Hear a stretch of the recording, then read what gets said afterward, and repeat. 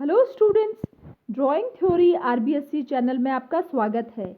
राजस्थान माध्यमिक शिक्षा बोर्ड पाठ्यक्रम के विषय चित्रकला कक्षा 11 का अध्याय 7 भारतीय कांस्य प्रतिमाएं के भाग 1 को मैं इस वीडियो के माध्यम से आपको पढ़ाऊंगी और समझाऊंगी। स्टूडेंट्स, वीडियो स्टार्ट करने से पहले मैं आपको एक सजेशन देना चाहूँगी कि आप वीडियो को अंत तक देखें, क्योंकि मेरे पास बहुत सारी क्वेरीज आती हैं, बहुत सारे कमेंट्स आते हैं। उसमें आप पूछते हैं कि हमें ये जो वीडियो है इसका पीडीएफ कहाँ से मिलेगा, ये हम नोट्स कहाँ से प्राप्त कर सकते हैं। तो वीडियो के अंत में मैं मेरी जो वेबसाइट है www.drawingtheory.com उसके बारे में मैं आपको उसका एड्रेस में लिख के भेजती हूँ। इसीलिए आप उसे एंड तक देखें, जहाँ से आप मेरी वेबसाइट का नाम पता कर सकें और आप नोट्स या पीडीएफ प्राप्त कर सकें। चलिए अब मैं ले चलती हूँ आपको इस वीडियो की तरफ। ये जो अध्याय है वो अध्याय 7 है। अध्याय 7 के अंतर्गत मैं आपको बताऊंगी कि भारतीय कांस्य मूर्तियाँ, भारत में कांस्य धातु की मूर्तियाँ कैसे बनने लगी, उनका समय क्या था, मूर्तियाँ बनाने का उद्देश्य क्या था और किन किन टेक्निक से, कौन कौन सी पद्धतियाँ थी, तकनीक थी जिससे मूर्तियाँ बनाई गई। तो सबसे पहले हम देखेंगे भारतीय मूर्तिकारों ने पक्की मिट्टी तथा पत्थर की मूर्तियां बनाने में जितनी कुशलता प्राप्त कर रखी थी, उतनी ही प्रवीणता उन्होंने कांस्य को पिघलाकर ढालकर मूर्तियां बनाने में प्राप्त कर रखी थी। स्टूडेंट्स, इसका अर्थ यह है कि हमारे जो भारतीय मूर्तिकार हैं वो मिट्टी की और पत्थर की मूर्तियां बनाने में बहुत ही सिद्धहस्त थे। तो वो सिर्फ पत्थर और मिट्टी की बनाने में ही सिद्धहस्त नहीं थे, बल्कि वो कांस्य धातु की मूर्तियां बनाने में भी प्रवीण थे। वो बहुत सुंदर सुंदर कांस्य धातु की मूर्तियां बनाते थे। सबसे पहले हमें जो कांस्य धातु की मूर्ति मिली है वो मिली है सिंधु घाटी सभ्यता से। पूर्व के अध्याय में हमने पढ़ा का सिंधु घाटी सभ्यता से प्राप्त कांस्य की नर्तकी की मूर्ति। तो इससे हमें पता चलता है कि सिंधु घाटी सभ्यता से ही भारतीय मूर्तिकारों ने कांस्य की मूर्तियां बनानी शुरू कर दी थी। उन्होंने सिंधु घाटी सभ्यता के समय से ही ढलाई के लिए सिरे पेडू यानी लुप्त मोम प्रक्रिया सीख ली थी। यह एक तकनीक का नाम है, लुप्त मोम प्रक्रिया। इसी प्रक्रिया के माध्यम से सिंधु घाटी सभ्यता के जो मूर्तिकार थे उन्होंने कांस्य धातु को ढालना सीख लिया था। और इसी प्रक्रिया, जो लुप्त मोम प्रक्रिया है, इसी प्रक्रिया के माध्यम से आज तक ये जो है कांस्य धातु है, इसमें मूर्तियां बनाई जाती है। तांबा, जस्ता, टिन जैसी धातुओं को मिलाकर जो मिश्र धातु बनाई जाती है उसे कांस्य कहा जाता है। अब कांस्य कौन सी धातु है? तो कांस्य के लिए तांबा, जस्ता और टिन, इन धातुओं के मिश्रण को मिलाया जाता है और एक जो नई धातु बनती है उसे कहा जाता है कांस्य। अब हम देखेंगे कि कांस्य धातु की जो मूर्तियां हैं वो कब से बनने लग गई थी, उनका समय क्या था। तो भारत में बौद्ध, हिंदू और जैन देवी देवताओं की कांस्य मूर्तियां दूसरी शताब्दी से 16वीं शताब्दी के समय पाई गई हैं।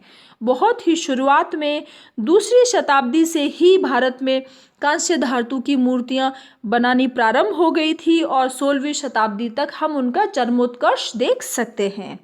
अब इन मूर्तियां बनाने का उद्देश्य क्या था? भारत में जो कांस्य मूर्तियां बनी उसका क्या कारण था? तो कांस्य मूर्तियां मुख्य रूप से पूजा अर्चना के लिए बनाई गई थी। साथ ही साथ धातु ढलाई की प्रक्रिया के द्वारा मूर्तियों के साथ साथ रोजमर्रा की जिंदगी में काम आने वाले बर्तन भी बनाए जाते थे।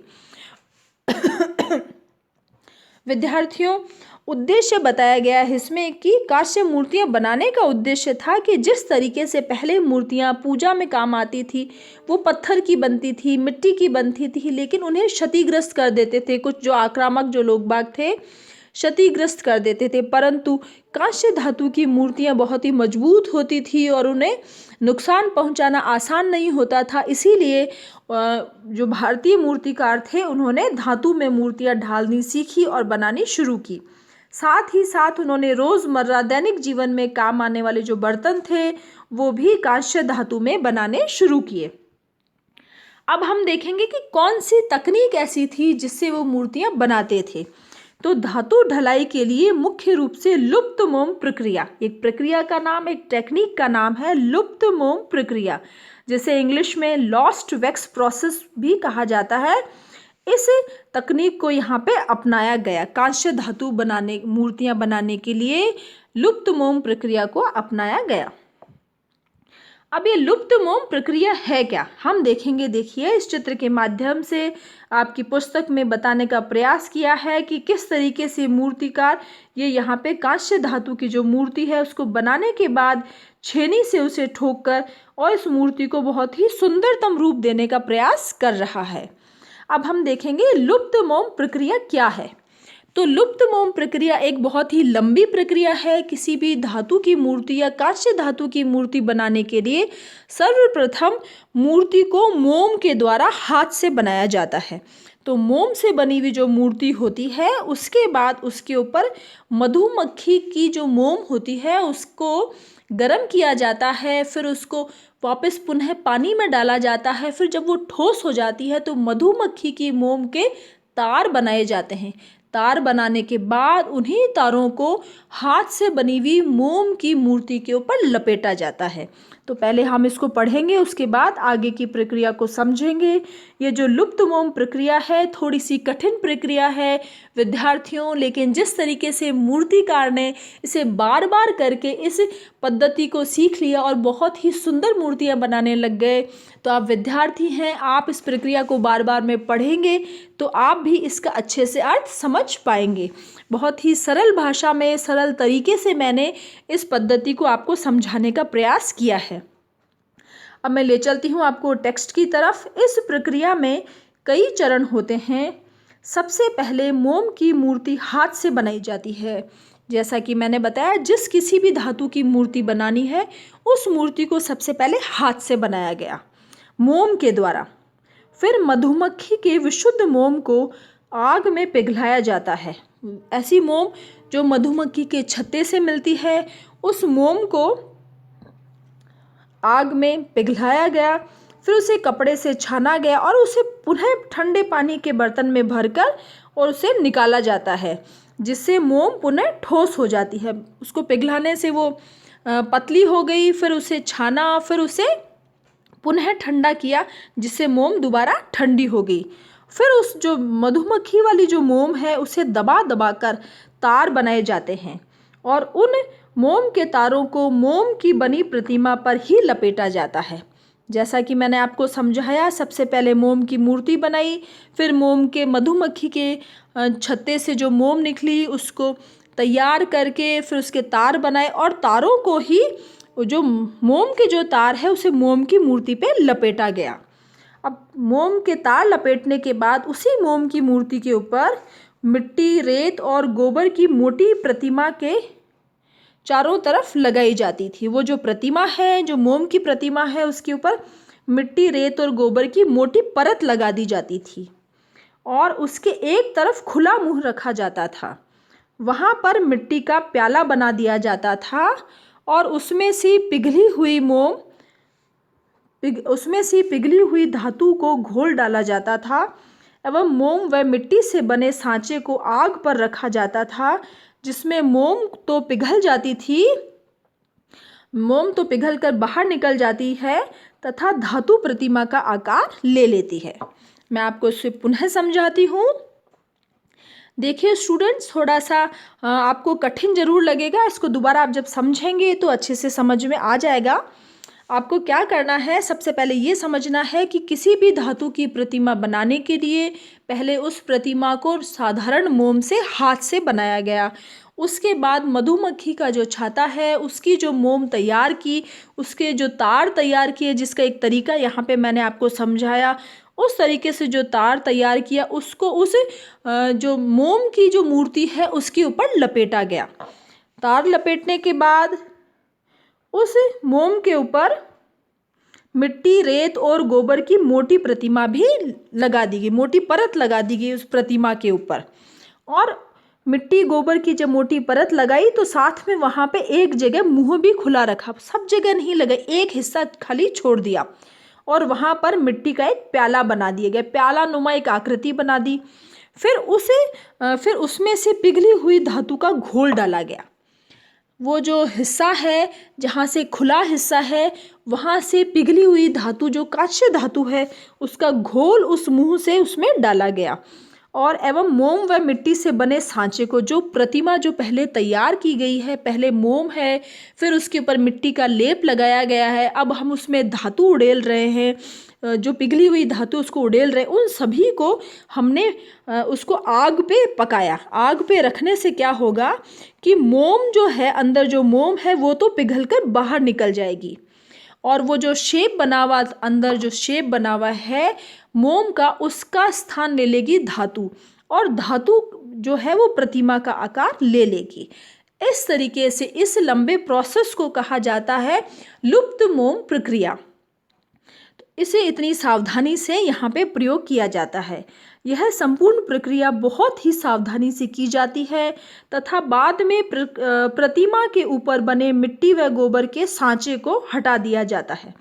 जब उसमें मोम उड़ेली और आग पे रखा तो जो अंदर की जो मोम थी वो तो निकल गई, लेकिन जो धातु ने तो मोम का आकार ले लिया, मूर्ति बन गई, लेकिन उसके ऊपर गोबर और जो मिट्टी का जो लेप है उस सांचे को फिर बाद में हटा दिया जाता है तथा प्रतिमा को छेनी व रेती से चिकना करके चमकाया जाता है। अभी हमने देखा एक चित्र में, एक जो मूर्तिकार है वो मूर्ति बनने के बाद छेनी और रेती से मूर्ति को चमका रहा था और बहुत ही सुंदर रूप में उसको प्रस्तुत करने का प्रयास कर रहा था। कांस्य धातु बनाने के लिए सोना, चांदी, तांबा, पीतल, शीशे का मिश्रण उपयोग में लिया जाता है। तो इस तरीके से बहुत सारी धातुएं मिलाकर कांस्य धातु को बनाया जाता है। सर्वप्रथम कांस्य प्रतिमा मोहनजोदड़ो से प्राप्त नर्तकी की प्रतिमा है। इसका समय 2500 ईसा पूर्व माना जाता है। सबसे पहले जो कांस्य धातु में जो प्रतिमा मिली है सिंधु घाटी सभ्यता के मोहनजोदड़ो नामक स्थान से मिली है। ये एक नर्तकी की कांस्य प्रतिमा है और इसका समय 2500 ईसा पूर्व माना जाता है। इसके बाद प्रतिमाओं में दाइमाबाद महाराष्ट्र से प्राप्त रथ की प्रतिमा उल्लेखनीय है। इसके पहिए गोलाकार है। एक रथ है जो दाइमाबाद महाराष्ट्र से प्राप्त हुआ है, भी कांस्य धातु है और इस के जो पहिए हैं वो हैं, जबकि चालक है वो मानव आकृति है, उसको लंबा बनाया गया है तथा बैलों को मजबूत बनाया गया है। इस प्रतिमा का काल 1500 ईसा पूर्व माना गया है। इस तरीके से कांस्य धातु में सिर्फ पूजा के लिए मूर्तियों के साथ साथ अन्य दैनिक जीवन में काम आने वाली मूर्तियां या बर्तन या खिलौने भी बनाए जाते थे। अब हम देखेंगे जैन धर्म की कांस्य प्रतिमाएं। जैन धर्म में भी कांस्य धर्म से संबंधित है। जैन धर्म में भी कांस्य धातु से संबंधित जो मूर्तियां बनी हैं उनको हम समझेंगे और पढ़ेंगे। सबसे पहले मैं एक देवी की मूर्ति का यहाँ पे आपको चित्र दिखाती हूँ। ये जो मूर्ति है, यह मूर्ति जैन धर्म से संबंधित है, एक देवी की मूर्ति है और यह भी कांस्य धातु में लुप्त मोम प्रक्रिया के प्रोसेस करके ही इस मूर्ति को बनाया गया है। अब मैं ले चलती हूँ आपको इसे टेक्स्ट की तरफ। बिहार राज्य के चौसा स्थल से जैन तीर्थंकरों की प्रतिमा प्राप्त हुई है। इनका समय 200 ईस्वी अर्थात कुषाण काल है। कुषाण काल से ही भारत में बिहार में चौसा नामक जो स्थान है वहाँ से जैन तीर्थंकरों की मूर्तियाँ प्राप्त होने लग गई थी। जैन तीर्थंकरों को निर्वस्त्र बनाने से तत्कालीन मूर्तिकारों की कुशलता का पता चलता है। जैसा कि जैन तीर्थंकरों को निर्वस्त्र बनाया जाता है, उससे पता चलता है कि जो मूर्तिकार है वो कितना जो अंग विन्यास है उसको किस तरीके से, कितना अनुपातिक रूप में प्रस्तुत करते थे, कितना सही रूप में उन्होंने प्रस्तुत किया है। तत्कालीन मूर्तिकारों की कुशलता का पता चलता है कि उन्होंने पुरुषों के अंग प्रत्यंगों को कितने अधिक निपुणता के साथ दर्शाया गया है। उनके कंधों पर, जैन धर्म के जो तीर्थंकर हैं उनके कंधों पर फैली हुई लंबी केश लटों तथा घुंघराले बालों को अत्यंत सुंदरता के साथ दर्शाया है। अंग प्रत्यंगों के विन्यास को सही रूप में, अनुपातिक रूप में दर्शाने के साथ साथ उन्होंने उनके जो केश राशि है, कई मूर्तियों में केशों को घुंघराला या कई में केशों को लटों के रूप में भी बहुत ही सुंदरता के साथ प्रस्तुत किया है। गुजरात राज्य में बड़ोदरा के निकट अकोटा से जैन कांस्य प्रतिमाएं प्राप्त हुई है। इनका समय 5वीं शताब्दी से 7वीं शताब्दी रहा है। जैन धर्म के और भी जो अन्य मूर्तियां प्राप्त हुई है वो 5वीं से 7वीं शताब्दी के मध्य में प्राप्त हुई है और वो गुजरात के बड़ोदरा के निकट अकोटा से प्राप्त हुई है। इन मूर्तियों को भी लुप्त मोम प्रक्रिया से बनाकर उसके बाद सोने, चांदी, तांबे से आंखें, मुकुट, वस्त्र बनाए जाते थे। मूर्तियों को लुप्त मोम प्रक्रिया से बनाकर कांस्य धातु में बनाया गया और उनके आंखें, मुकुट और वस्त्रों को सोने, चांदी और तांबों से उन्हें बनाया गया। इनमें मुख्य रूप से महावीर, पार्श्वनाथ या आदिनाथ जैन तीर्थंकरों की प्रतिमाएं हैं। इनका समय गुप्त काल से वाकाटक काल रहा। इन प्रतिमाओं को सिंहासन पर विराजमान दिखाया गया है। यह जो जैन तीर्थंकरों की मूर्तियां हैं, इन जैन तीर्थंकरों को सिंहासन पर बैठे हुए दिखाया गया है। इनमें से तीर्थंकर अकेले या 3 से 24 तीर्थंकरों के समूह में प्रस्तुत किए गए हैं। ये जो जैन तीर्थंकर बनाए गए हैं या तो अकेले भी यहाँ पर निर्मित किए गए हैं मूर्ति के रूप में, या फिर ये समूहों में 24 तीर्थंकरों के साथ भी प्रस्तुत किए गए हैं। यहाँ से कुछ शासन देवियों या यक्षिणियों की नारी प्रतिमाएं कांस्य में ढाली गई है। उसमें मुख्य रूप से चक्रेश्वरी, आदिनाथ की शासन देवी और अंबिका आदि हैं। इस तरीके से जैन धर्म की मूर्तियों में जैन तीर्थंकरों की पुरुष मूर्तियों के साथ साथ कुछ यहाँ पे जो स्त्री मूर्तियाँ हैं जिनमें देवियों की मूर्तियाँ, यक्षिणियों की मूर्तियाँ, उनमें मुख्य रूप से चक्रेश्वरी, आदिनाथ की शासन देवी और अंबिका की मूर्तियाँ भी बनाई गई हैं। जैन तीर्थंकरों की अन्य कांस्य मूर्तियां हरियाणा के हांसी से तथा तमिलनाडु और कर्नाटक से भी प्राप्त हुई है। इस तरीके से हमने देखा ये जो जैन धर्म की मूर्तियां हैं बड़ौदा गुजरात से प्राप्त हुई है, साथ ही साथ हरियाणा के हांसी नामक स्थान से भी प्राप्त हुई है और तमिलनाडु और कर्नाटक से भी प्राप्त हुई है। इस तरीके से स्टूडेंट्स ये जो आपका वीडियो है ये पूर्ण होता है। आपको ये जो वीडियो है भारतीय कांस्य मूर्ति कला का भाग 1 आपको अच्छा लगा तो आप इसे लाइक करें, शेयर करें और सब्सक्राइब करें। ये जो चैनल है ड्राइंग थ्योरी RBSE नेक्स्ट भी आपका जो सिलेबस है उसके हिसाब से वीडियो लाता रहेगा। आपको नोट्स चाहिए, आपको क्वेश्चन बैंक चाहिए तो मेरी जो वेबसाइट है www.drawingtheory.com पे आप जा सकते हैं। वहाँ से आपको नोट्स प्राप्त हो सकते हैं PDF फॉर्म में। बहुत अच्छे से स्टडी करें और अच्छे से अच्छे अंक प्राप्त करें, मेरा यही उद्देश्य है। Thank you.